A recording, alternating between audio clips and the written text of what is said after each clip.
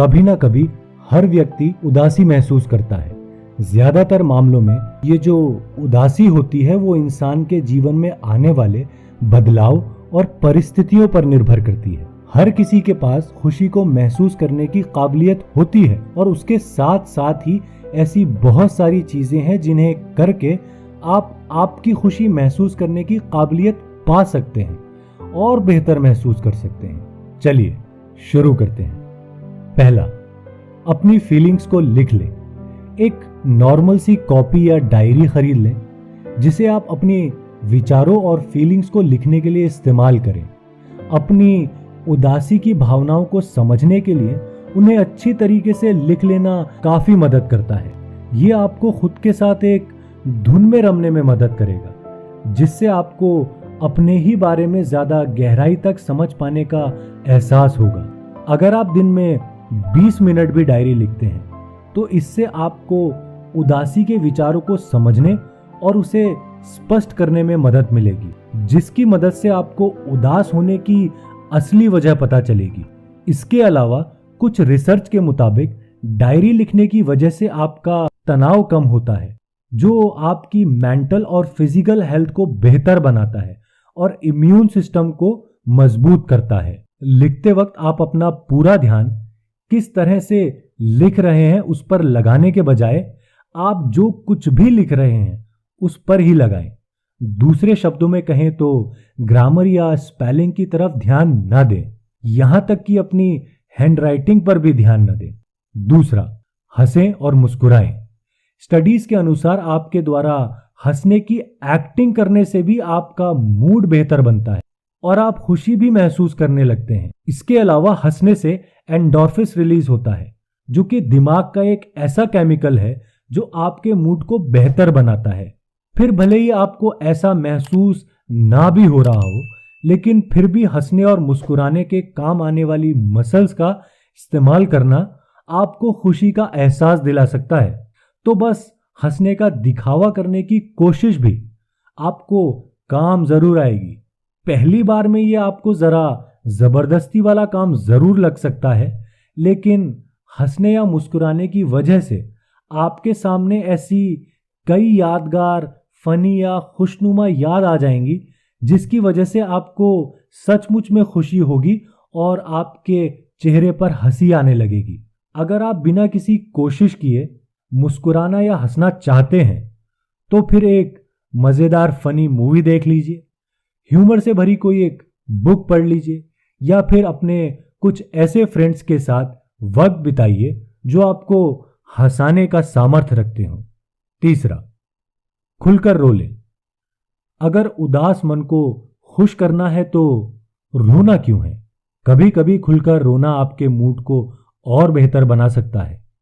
अगर आपको लगता है कि आपको रो लेना चाहिए तो फिर उसे बिल्कुल ना दबाइए और जब भी आपको इच्छा हो तो अपने आंसुओं को बाहर निकलने दें। रोने की वजह से आंसू बाहर आते वक्त आपको ऐसा महसूस होता है कि आपका सारा दुख बाहर निकल गया है, जिसकी वजह से आपको बेहतर और आरामदायक एहसास होता है। स्टडीज से इस बात का पता चला है कि ऐसे ज्यादातर लोग जो रोते हैं उन्हें रोने के बाद बहुत अच्छा फील होता है। कुछ हद तक ऐसा इसलिए होता है क्योंकि रोना शरीर से स्ट्रेस हार्मोन्स को मुक्त करने के प्राकृतिक तरीकों में से एक है। चौथा, जिंदगी की बड़ी तस्वीर को देखने की कोशिश करें। अपनी जिंदगी में मौजूद उन सारी चीजों के बारे में सोचकर देखें जिनकी आपको वैल्यू है, जैसे कि आपके फ्रेंड्स, आपकी फैमिली। तो आपको एहसास होगा कि आपके पास खुश रहने और भगवान का शुक्रगुजार रहने की कितनी सारी चीजें मौजूद हैं। भले ही आप इस समय बहुत खुश या आभारी ना हो, आभारी होने का खुशी से एक गहरा नाता है। अच्छी बातों के बारे में सोचें। अगर आपने उन्हें एक बार महसूस किया है तो आप फिर दोबारा उन्हें महसूस कर सकते हैं। खूबसूरत यादों की यही खासियत है। बस इसलिए क्योंकि आपको आज सब कुछ खराब लग रहा है, इसका मतलब ये नहीं है कि कल भी सब ऐसे ही रहने वाला है। एक पुरानी कहावत है, छोटी छोटी बातों के बारे में इतना सोचना नहीं चाहिए। या फिर डीडीएलजे मूवी का वो डायलॉग है ना, बड़े बड़े शहरों में छोटी छोटी बातें होती रहती है सेन्योरिटा। पांचवा, अपने मन को भटकाएं। जब आप दुखी होते हैं तब हमारे लिए किसी दूसरी चीज के बारे में सोचना बहुत ही मुश्किल हो जाता है।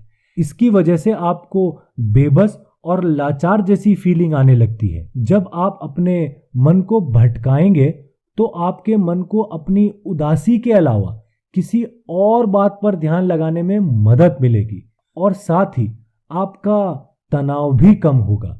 आपको अपनी समस्याओं को अनदेखा नहीं करना है, लेकिन आपको किसी ऐसी एक्टिविटी में खुद को तल्लीन कर लेना है जहां पर आपको समय और जगह तक का भी ध्यान ना रहे। यहां पर ऐसे कुछ तरीके बता रहा हूं जिनकी मदद से आप अपने मन को भटका सकते हैं। जैसे म्यूजिक सुने, लेकिन दर्द भरे नगमे ना सुने। ऐसे वक्त में एनर्जेटिक, मजेदार डांस मिक्स या खुशनुमा गानों को सुने जो आपको प्रेरित कर सकें या आपको आपका अच्छा वक्त याद दिला सकें। म्यूजिक एक ऐसी प्रभावी थेरेपी है जिसको टूल की तरह इस्तेमाल किया जाना चाहिए। या फिर आप अपने बचपन की किसी ट्रिप के बारे में सोच सकते हैं, ग्रेजुएशन के दिनों के बारे में सोच सकते हैं, या फिर अपनी किसी पुरानी पिक्चर्स या फुटेज को देख सकते हैं।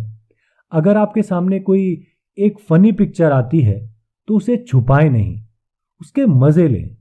ये आपको ये याद दिलाने में मदद करेगी कि जिंदगी कितनी जल्दी गुजर जाती है और आपकी जिंदगी में ऐसे दुख भरे पलों के साथ साथ न जाने कितने अच्छे पल भी भरे हुए हैं। तो दोस्तों, उम्मीद करता हूं ये वीडियो आपको पसंद आई होगी।